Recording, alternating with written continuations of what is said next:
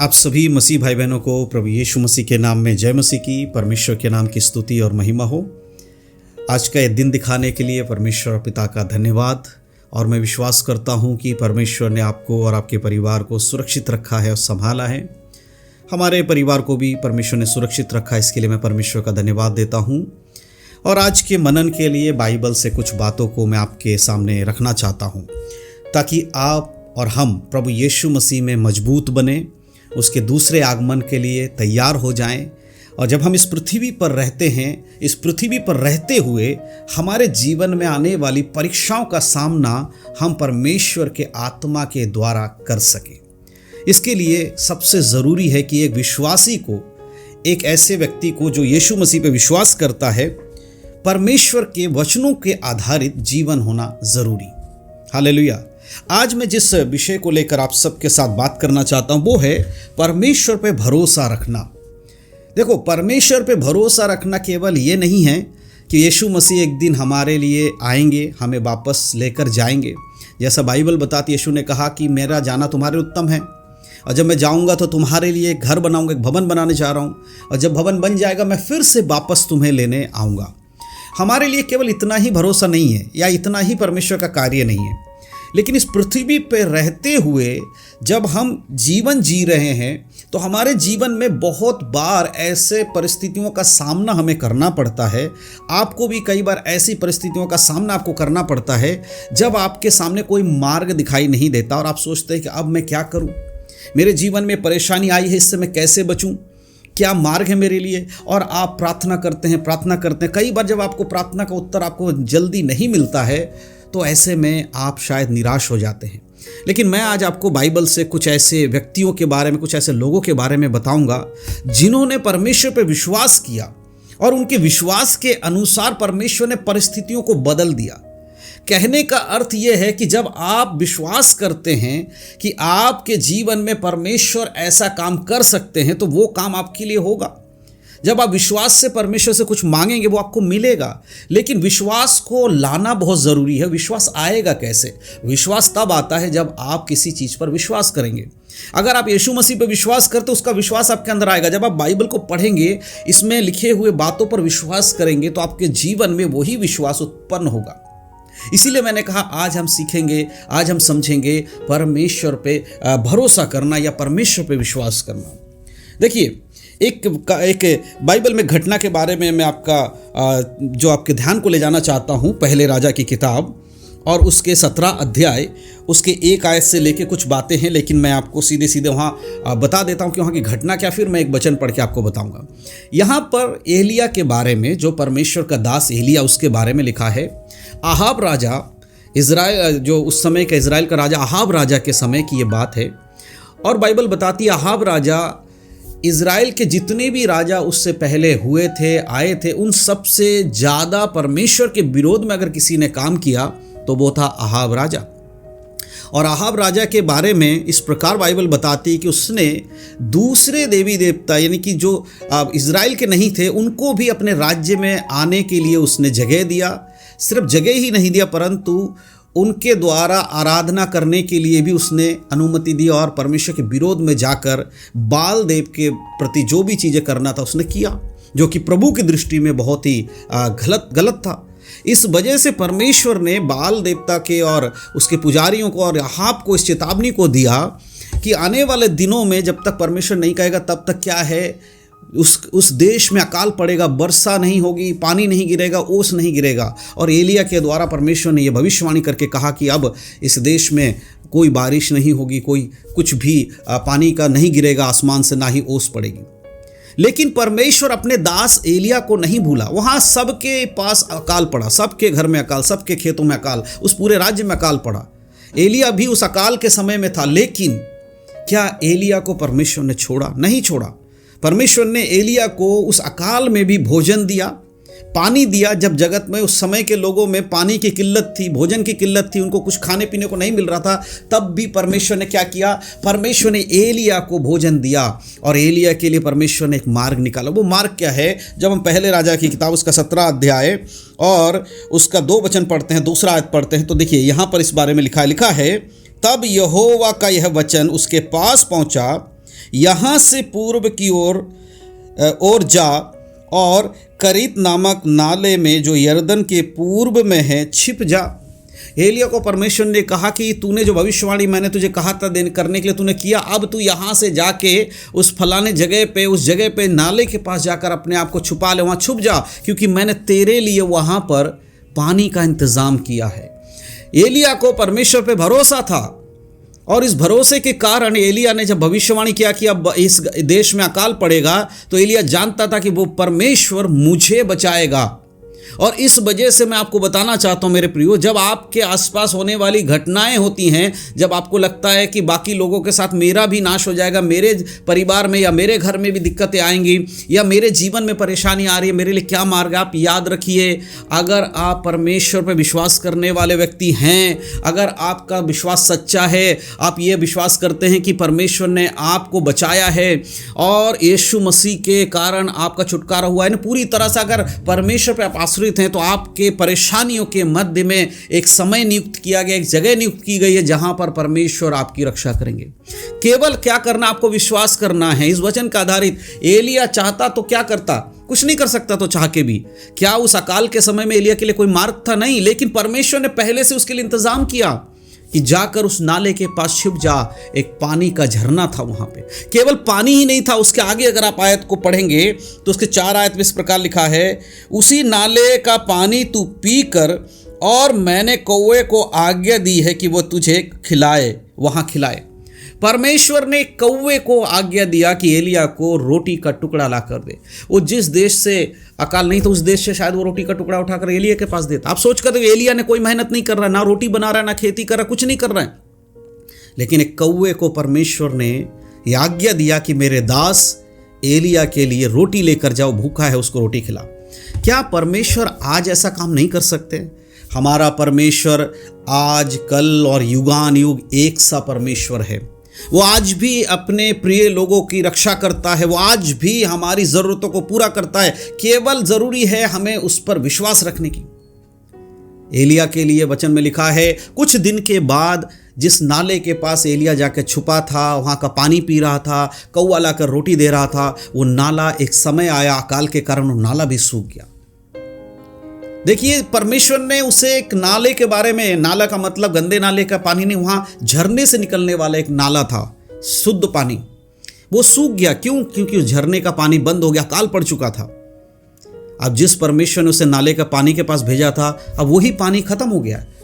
तो उस समय एलिया को क्या लगा होगा कि सब कुछ खत्म हो गया? नहीं, उसे पता था कि अकाल के समय परमेश्वर ने नाला दिया, पानी दिया, भोजन दिया कौवे के द्वारा, ये नाला सूख गया, लेकिन परमेश्वर मेरे लिए और भी मौका निकालेगा, और भी चीज़ें मेरे लिए रखा है। उसी प्रकार से कई बार आपके जीवन में चीज़ें जो अच्छी हो रही होती हैं, प्रार्थना करने के बाद बहुत सारी चीज़ें आपकी बदल जाती है, अचानक से उन चीज़ों में भी आपको दिक्कतों का सामना करना पड़ता है, फिर लोग हताश और निराश हो जाते हैं। मेरे प्रियो, अगर आपके साथ ऐसा है, सब कुछ बढ़िया चल रहा है, अचानक से आपके जीवन में कुछ गड़बड़ हो गया, आप भरोसा मत हटाइए परमेश्वर पे से, प्रभु पे भरोसा रखिए। आपके लिए अगर पहले उसने अच्छा किया है, परमेश्वर ने पहले आपके जीवन में उत्तम किया है, तो आगे भी बेहतर कर सकता है परमेश्वर। केवल आपको भरोसा रखना है। और वह बाइबल बताती है, एलिया के उस नाले के सूखने के बाद फिर से परमेश्वर ने एलिया को आवाज़ देकर क्या कहा, उस वचन को अगर आप पढ़ेंगे तो आपको पता चलेगा। उसके 14 आयत को अगर हम पढ़ेंगे,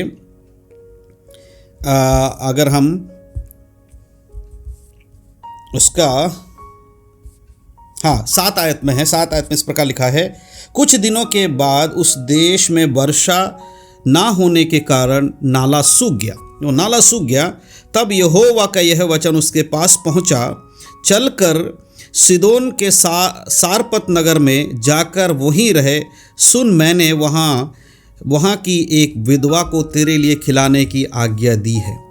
जब परमेश्वर के दास के द्वारा प्रभु ने अकाल की घोषणा की तो कहा, जा, मैंने नाले के पास तेरे लिए पानी का इंतजाम किया है, कौवे को तेरे लिए भोजन लाने का मैंने आज्ञा दी है।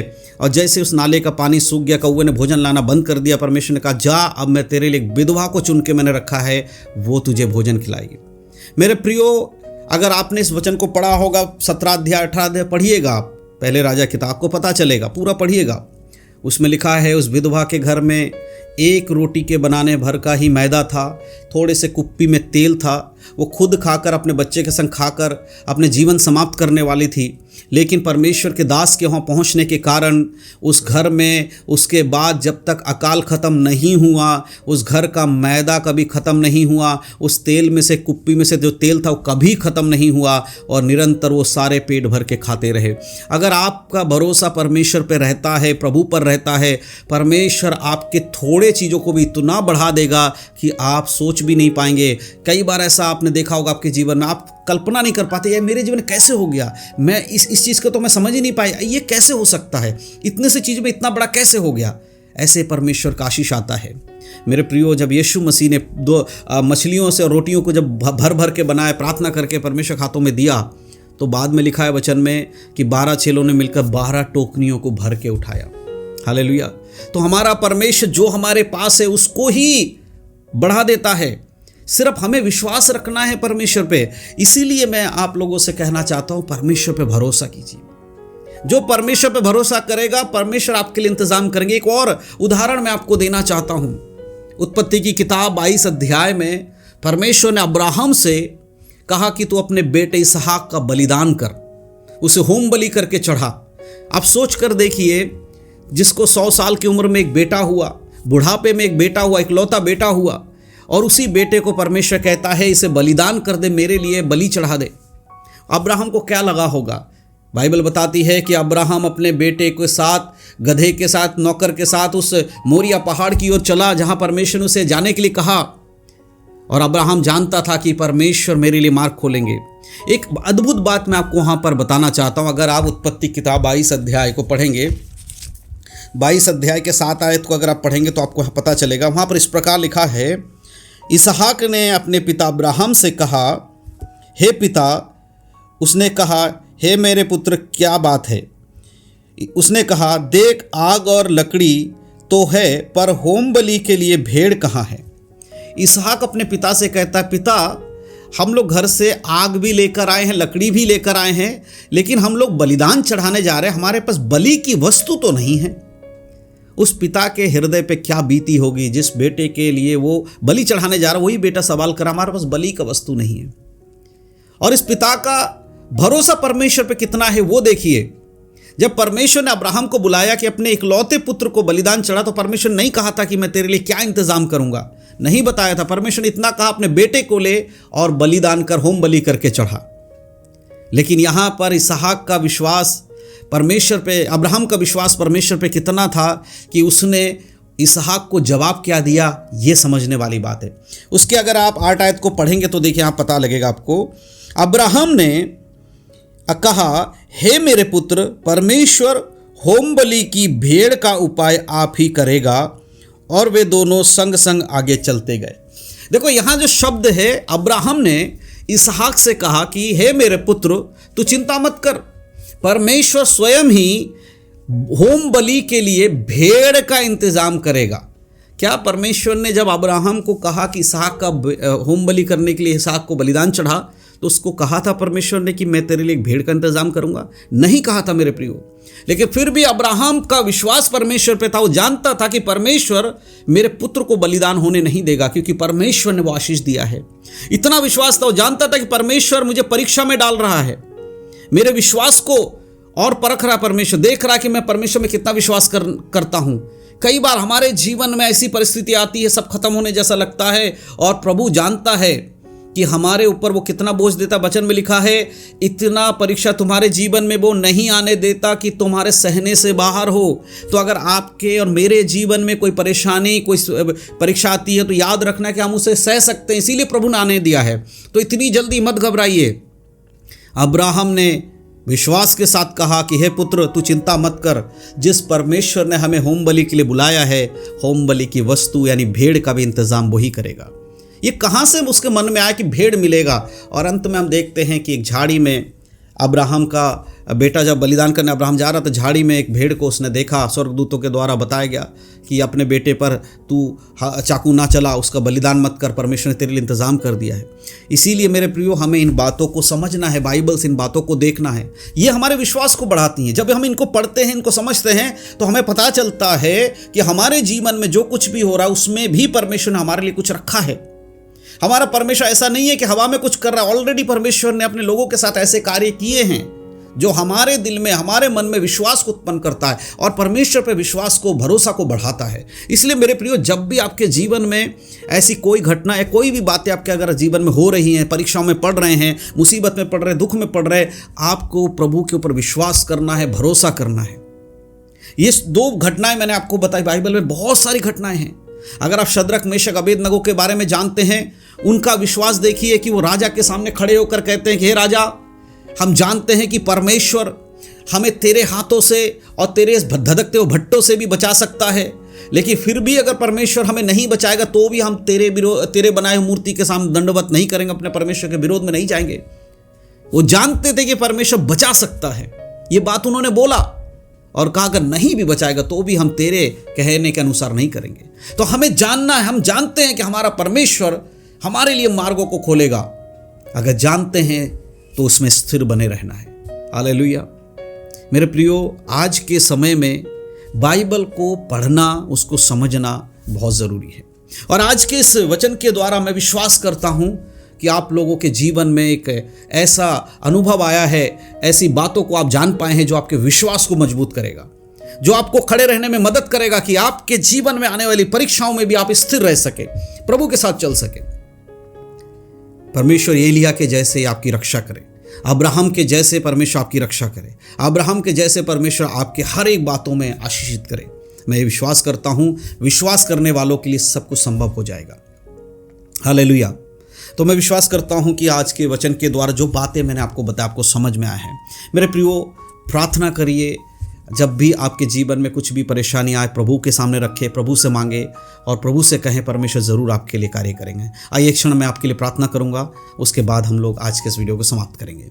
सर्वशक्तिमान पिता परमेश्वर, हम आपको धन्यवाद देते हैं सुंदर समय के लिए जो आपने हमें दिया। प्रभु, आपके नाम की स्तुति और महिमा हो। आज के वचन के द्वारा परमेश्वर जो हमने जाना, सीखा कि किस प्रकार प्रभु पे भरोसा रखने वालों के लिए परमेश्वर मार्ग खोलते हैं। पिता परमेश्वर, आज के दिन जितने भी लोग परमेश्वर परीक्षाओं में हैं, यीशु मसीह पे विश्वास करने के कारण जीवन में दुख और मुसीबतों को झेल रहे हैं परमेश्वर, उनके लिए मैं प्रार्थना करता हूं प्रभु, उनके लिए उत्तम मार्ग आप खोले परमेश्वर, उनके विश्वास को बढ़ाइए प्रभु जी।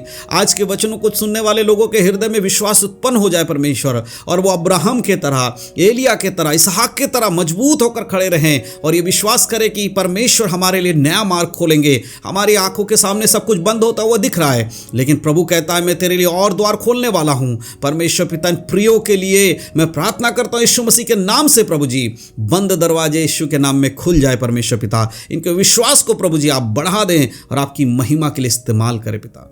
धन्यवाद करता हूं प्रभु जी, फिर से पिता सब कुछ आपके हाथों में समर्पण करता हूं। आपने मेरी प्रार्थना को सुना, मैं विश्वास करता हूं। सारा आदर महिमा आपको देकर प्रार्थना विनती उद्धार करता यीशु मसीह के नाम से मांगता हूं, आमीन। परमेश्वर के नाम की स्तुति हो, परमेश्वर के नाम की महिमा हो। परमेश्वर इन सब बातों के द्वारा आप सभी को आशीष दे। और अंत में मैं आप सभी से कहना चाहता हूं कि इस वीडियो के द्वारा जो कुछ भी आपने सीखा है, समझा है, आप दूसरों तक ज़रूर इसको शेयर करें, इस वीडियो को शेयर करें, ताकि उन लोगों तक भी ये सुसमाचार की बातें, प्रभु यीशु मसीह पे विश्वास को बढ़ाने वाली बातें पहुंच सके। एक दूसरे का सहारा बनिए।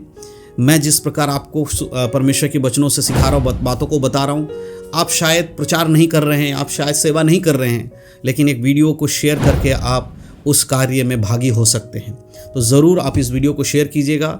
और अगर आप पहली बार हमारे इस वीडियो को देख रहे हैं, हमारे चैनल पर आए हैं, चैनल को सब्सक्राइब ज़रूर करिएगा, क्योंकि हम इसी तरह से बाइबल आधारित वीडियोज़ इस चैनल पर लाते हैं ताकि एक दूसरे को हम प्रभु में मजबूत कर सके। परमेश्वर इन सब बातों के द्वारा आप सभी को आशीष दे, आपके परिवार को सुरक्षित रखे। प्रभु यीशु मसीह के आगमन के लिए तैयार रहें। बहुत शीघ्र यीशु का आगमन होने वाला है। तब तक के लिए पवित्र आत्मा आप हम सबके साथ है। यीशु मसीह के नाम में सभी को जय मसीह की। God bless you. आशीषित रहें, प्रभु में बढ़ें, उद्धार में बने रहें, यीशु मसीह के नाम में, आमीन।